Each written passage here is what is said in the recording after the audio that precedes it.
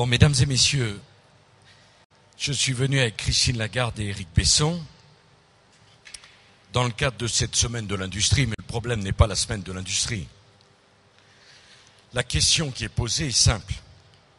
Est-ce que la France peut rester une terre de production? Si les usines s'en vont, il restera rien. C'est pas vrai qu'on peut remplacer l'industrie par les services. Il nous faut des services. Mais le jour où il n'y a plus d'usines, les services se mettront à la disposition de qui? Pendant des années, on n'a pas parlé de l'industrie et on n'a rien fait pour l'industrie.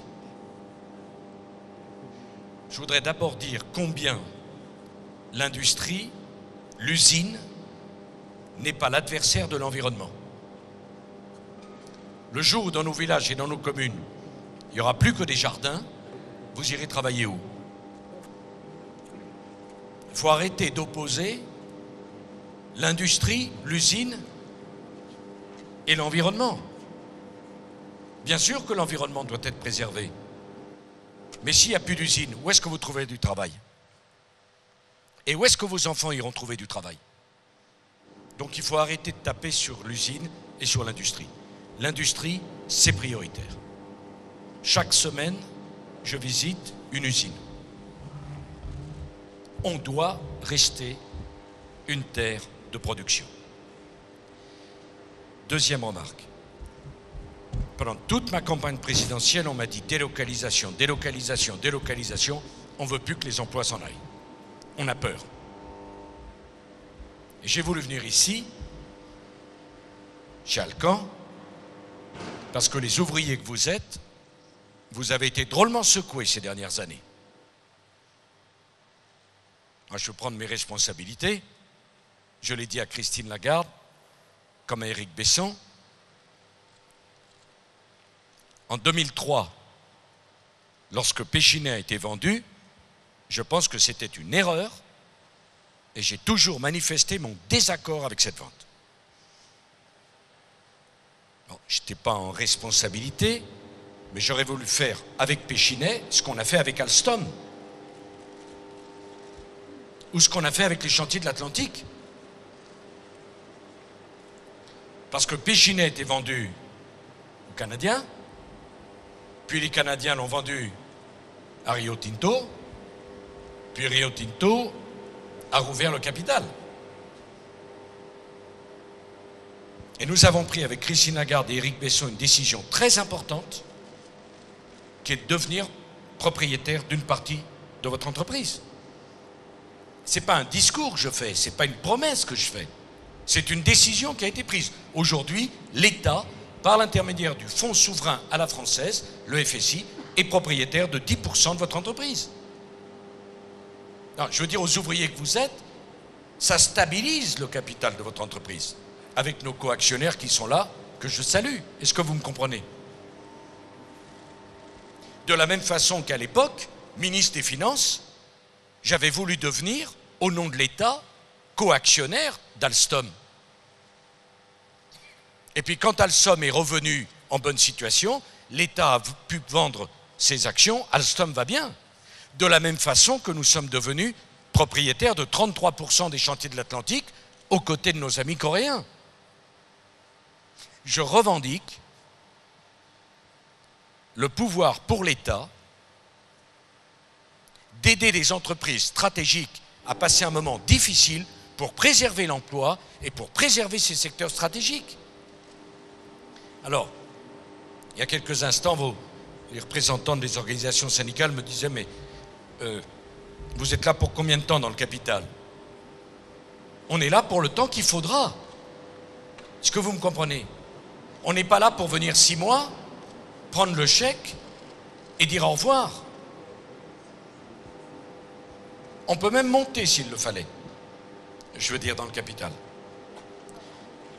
Ça ne veut pas dire qu'on est là pour la vie durant, parce qu'il y a d'autres entreprises qui auront besoin. Le jour où Alcan va bien, où RER est un triomphe, ce jour-là, vous n'avez plus besoin de l'État dans le capital de votre entreprise.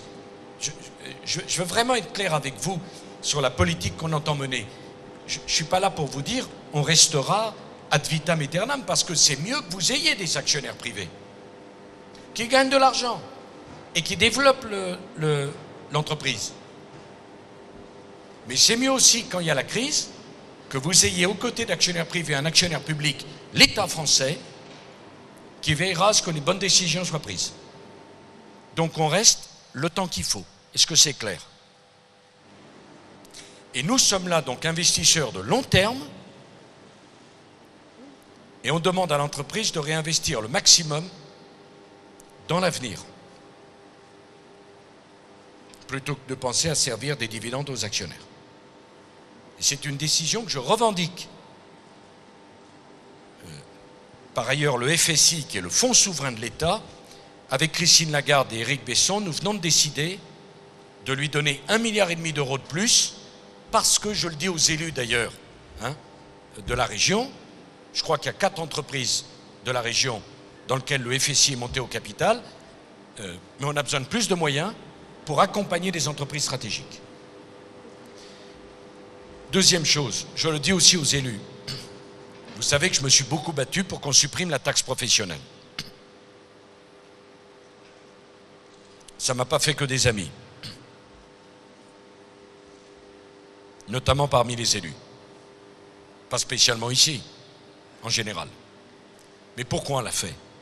Car la taxe professionnelle n'existait qu'en France. Comment voulez-vous qu'on garde les usines en France et que le seul pays où en récompense d'avoir gardé une usine en France, on mette la taxe professionnelle? Ça n'a pas de sens. Parce que tant de propriétaires d'entreprises me disaient, mais écoutez, pourquoi investir en France? Puisqu'on a la taxe professionnelle, si on va de l'autre côté de la frontière, il n'y a pas la taxe professionnelle. Le problème, c'est qu'une usine, ça se délocalise, une mairie, non.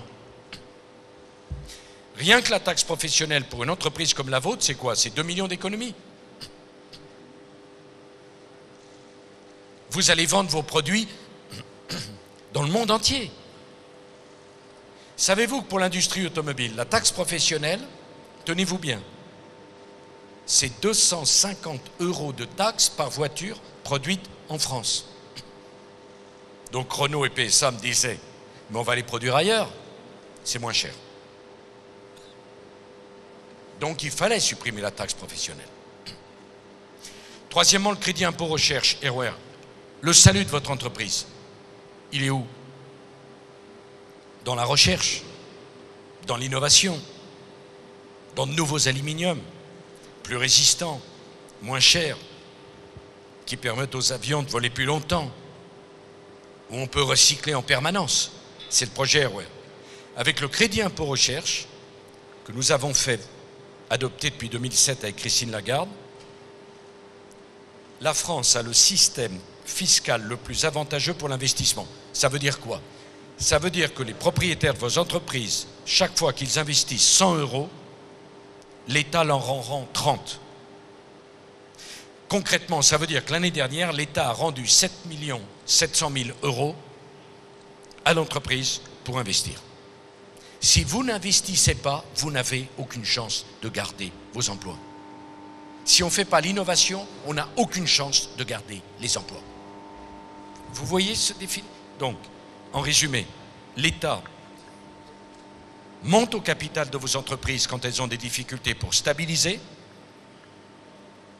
Il y a eu la crise, vous l'avez pris plein la figure, la crise. Aujourd'hui, ça va mieux, mais l'État doit vous accompagner. On allège les charges sur vos entreprises, sinon pourquoi les garder en France?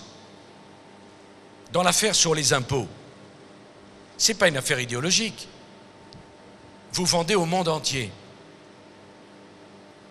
Si vous voulez qu'on continue à produire en France pour vendre au monde entier, il faut que la France ne punisse pas les investissements qui sont en France.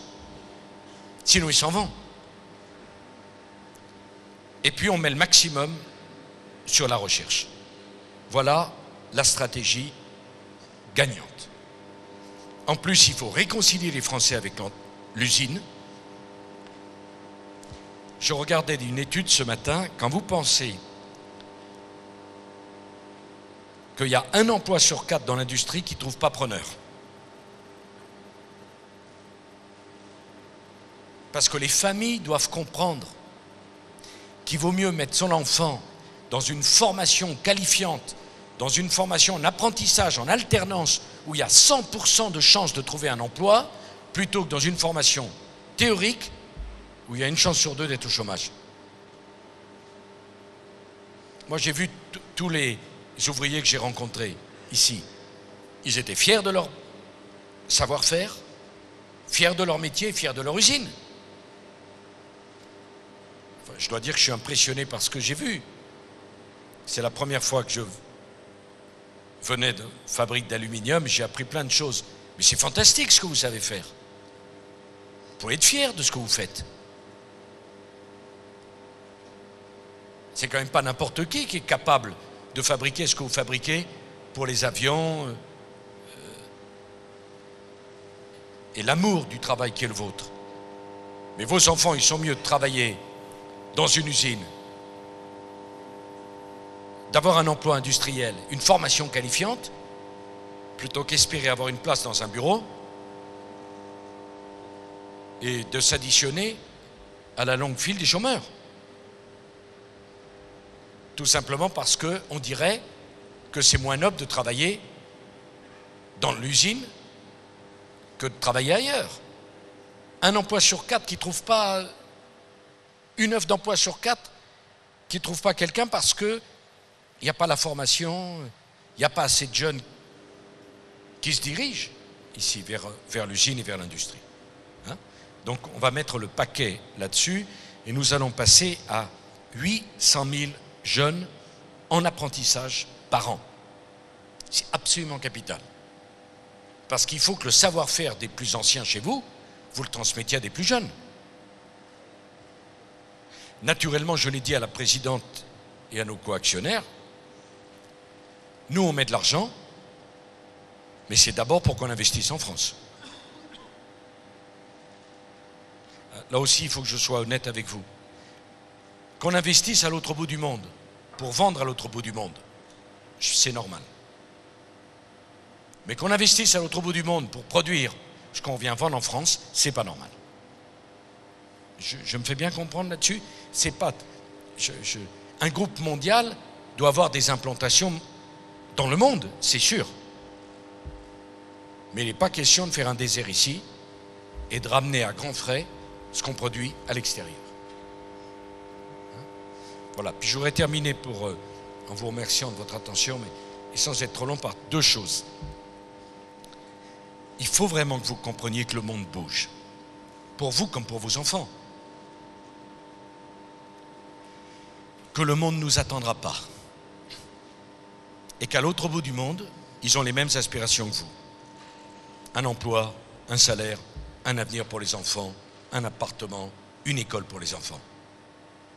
Il y a un siècle, il y avait 4 ou 5 grands pays dans le monde qui étaient en première division et qui étaient assurés de le rester. Maintenant, restent en première division ceux qui se donnent le mal pour rester en première division. Alors on peut dire c'est pas bien, on peut dire tout ce qu'on veut. C'est une réalité. Je ne suis pas sûr qu'il y ait beaucoup de familles ici qui le soir à la maison disent à ses enfants « Travaille moins, ça s'arrangera tout seul ». En tout cas, moi je ne vous conseille pas de leur dire ça. Mais pour le pays, c'est la même chose. La France, c'est un pays magnifique, mais il ne faut pas croire que parce qu'on est un pays magnifique et une histoire prestigieuse, on peut se dispenser de faire les efforts que les autres font. C'est pas vrai. Vous savez, moi, ce que je pense dans l'affaire du temps de travail, on a fait une grave erreur. Car le problème au travail, ce n'est pas tant le temps de travail, que la qualité de vie au travail, que le salaire, que le pouvoir d'achat. Mais expliquer qu'on peut seul, nous, être aux 35 heures pendant que les autres n'y sont pas, on l'a payé de délocalisation et de petits salaires. Parce que quand on travaille moins, on est moins compétitif. C'est une réalité. peut dire tout ce qu'on veut, c'est une réalité. Elle est comme ça.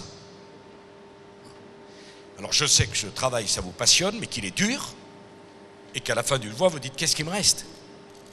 Mais la solution n'est pas dans le travailler moins. Elle n'est pas dans l'investir moins. Elle n'est pas dans le renoncement. Elle est dans le combat. Pour qu'on reste en tête. Et pas qu'on soit derrière. Ce que je pense profondément, je comprends très bien qu'on ait une autre opinion. Mais c'est ce que je pense. Et ma façon de vous respecter, c'est de vous dire ce que je pense. Pas dire ce qu'on veut entendre. Parce que dire ce qu'on veut entendre, c'est très simple. Il y en a tellement. Franchement, vous avez le choix. Mais c'est pas comme ça qu'on s'en sortira. Et je vais vous dire un dernier mot, parce que je sais, je m'en voudrais de ne pas vous en parler. Il y a un lycéen sur deux, vous avez des enfants certainement, ils sont au lycée sans doute. Il y a un lycéen sur deux qui va vivre jusqu'à 100 ans. Vous m'entendez? Tant mieux pour eux, surtout s'ils sont en bonne santé. Un lycéen sur deux qui va vivre sur un 100 ans.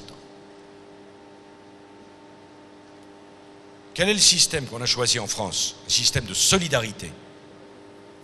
Vous, quand vous cotisez pour votre retraite, c'est pas pour votre retraite que vous cotisez.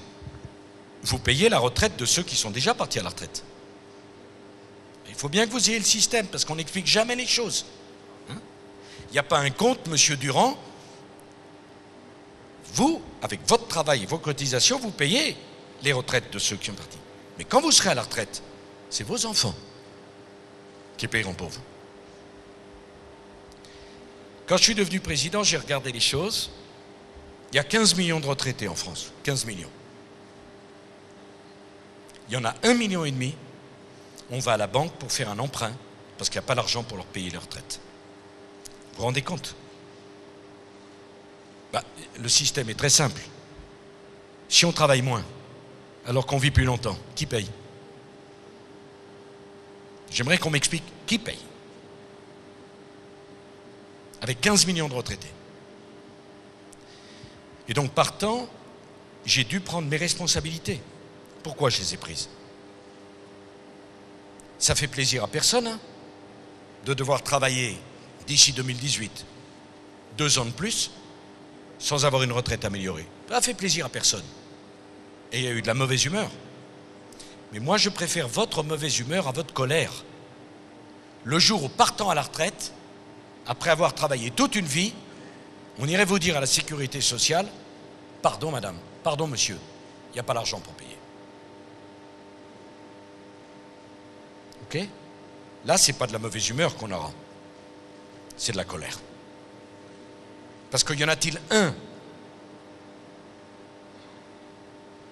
qui pourrait accepter qu'après avoir travaillé toute sa vie, au moment de partir, on lui dise « Désolé, il n'y a pas de quoi ». Avec la réforme qu'on a faite, le système est équilibré et chacun d'entre vous doit se dire « J'aurai ma retraite ». Pas assez, travailler trop longtemps. Ok, pensez ce que vous voulez, mais vous aurez votre retraite. Et moi, compte tenu de votre âge, quand vous serez à la retraite, ça fait bien longtemps que je serai parti. Et je me dirais, je ne leur ai pas menti. C'est financé. Parce qu'en vivant plus longtemps,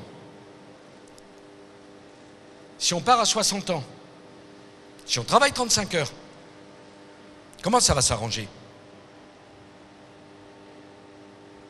Évidemment, on peut dire, on va augmenter les impôts. Ok. Et comment on gardera les usines alors, si on paye plus d'impôts ici qu'ailleurs? Comment on le fera? À moins qu'on me dise qu'il fallait baisser les retraites, elles sont déjà trop petites. Donc il n'y avait qu'une seule solution, c'est d'augmenter le temps de travail. Il ne faut pas croire que moi je suis un obsédé du travail, hein. Mais je pense une chose, c'est qu'il y a des décisions à prendre. Et que mon devoir, c'est de les prendre. Ce n'est pas de commenter les décisions qu'on aurait dû prendre ou qu'on prendra. Allez, à la prochaine élection, on la prendra. Ok, on sait ça. Vous savez très bien que quand vous avez des décisions à prendre dans la famille, il n'y a personne d'autre qui peut les prendre à votre place et qu'il faut assumer. Voilà. Alors, pardon, ça sort dans le camp, mais je m'en serais voulu de venir, de parler de tout ce qui va bien et de ne pas parler de ça. Parce que ce n'est pas ma façon de respecter les ouvriers. Je pense qu'il faut un minimum de courage dans la vie pour dire les choses. Ça ne veut pas dire qu'on est d'accord, mais au moins on peut se comprendre. Parce que quand on n'a pas le courage de dire les choses et quand on n'a pas le courage de prendre les décisions, ça se termine en catastrophe. Voilà. Moi, j'ai été élu pour prendre des décisions, pour assumer mes responsabilités. Et après, vous jugerez. Voilà. Merci à tous.